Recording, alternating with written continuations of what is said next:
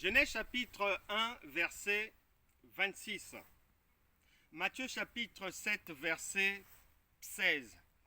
Bien-aimé, le Seigneur créa. Et dans la pensée de Dieu, l'homme est également un créateur. Lui-même a travaillé et après le septième jour, il s'est reposé. Il nous a transmis le relais avec la pensée de la créativité, de créer sur terre, on crée pour le progrès de l'humanité, pour avancer sur le plan professionnel, familial et autres. Dans tous les domaines, il faut toujours avancer.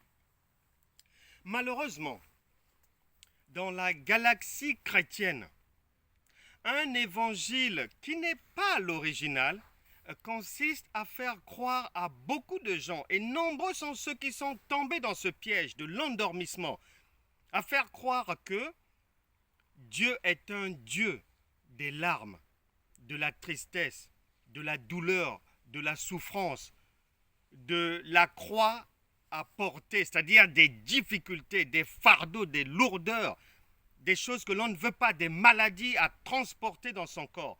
Alors qu'il a dit en Matthieu chapitre 11, verset 28, « Venez à moi vous tous qui êtes fatigués et chargés, et je vous donnerai du repos. » Bien-aimé du Seigneur, le Saint-Esprit voudrait que tu saches, une bonne fois pour toutes, que la loi de Moïse n'est pas l'esprit de vie.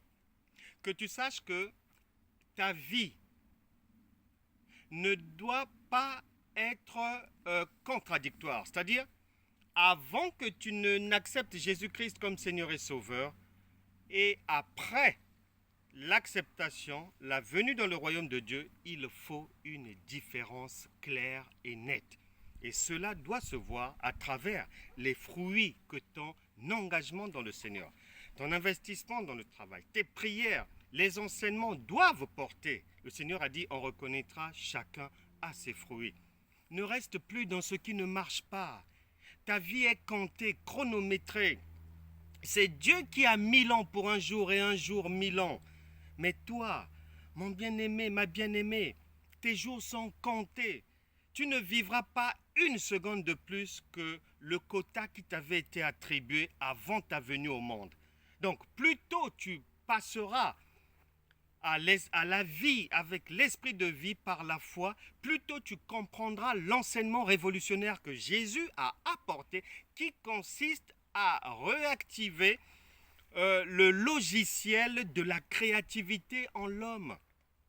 Nous n'avons pas été créés pour marcher, pour poursuivre, pour persévérer dans des choses qui ne marchent pas, pour demeurer dans la maladie, dans la souffrance, dans l'endettement. Non, nous avons été créés pour que chacune de nos activités, chaque investissement que nous allons faire, par la prière, par les enseignements, par le travail, puisse porter du fruit.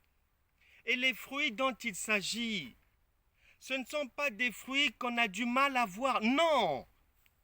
Il est dit que c'est au pied du mur que l'on reconnaît un maçon.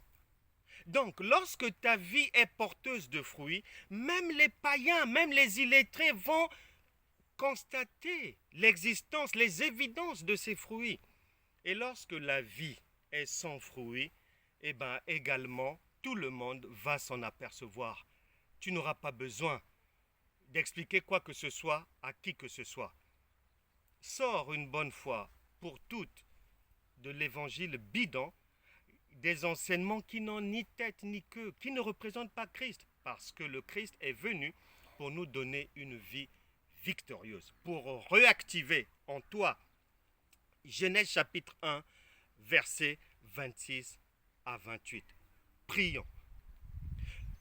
Seigneur, je te remets toute personne ici maintenant connectée, qui s'est trompée, volontairement ou involontairement, et qui a du mal à convaincre les païens que tu es en elle, tu es en lui, et qui dans sa propre vie broie du noir et demeure dans les sentiers battus. Saint-Esprit, illumine son intelligence, sa sagesse et sa connaissance, afin que sa vie soit désormais porteuse des fruits, non seulement agréables à Dieu, mais digne de convaincre même les païens que Dieu est là.